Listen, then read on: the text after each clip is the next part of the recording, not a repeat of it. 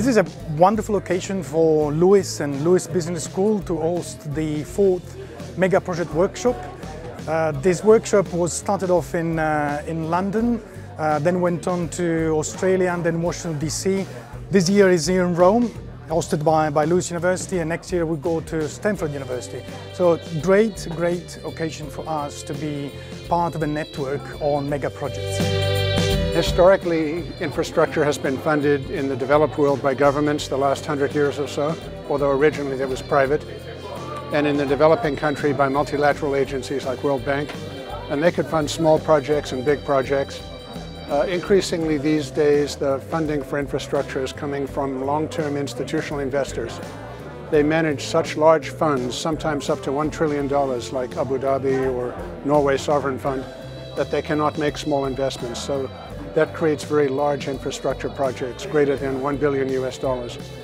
So I believe that because the funding is changing for these kinds of projects, we'll see more of the very big multi-billion pound projects in the future. PMI is generally a practitioner-based organization, but it has a small but very active and committed academic branch.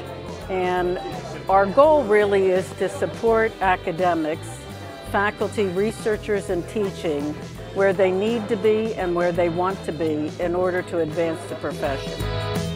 Last year, we decided to retire the PMI Research and Education Conference.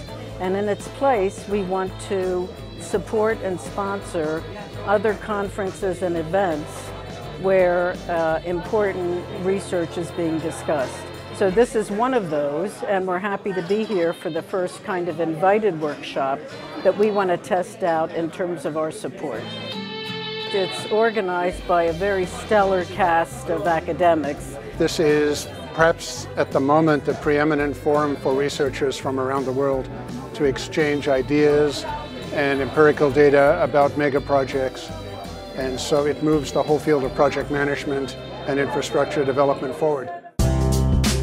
Well, our particular focus was during the last years to think particularly about cities and their growth with regard to mega projects. So how can cities learn from these rare events or from these unique events, say like an Olympic Games or a mega event like a natural disaster?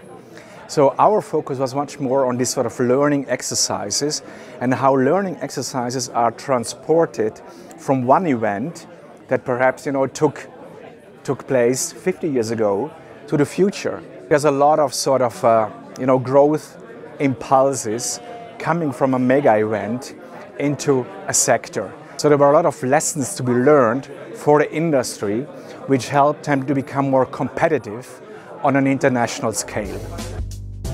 If you think about how much money has been invested in some of these mega projects in the last few years, and I think it's only right that we take some time to think about the academic implications of what we're doing. There's a huge amount of learning. Lots of people have spent a long time in their careers actually on some of these mega projects. So there's a whole industry of people now and contractors and suppliers and client organisations who are moving in this space.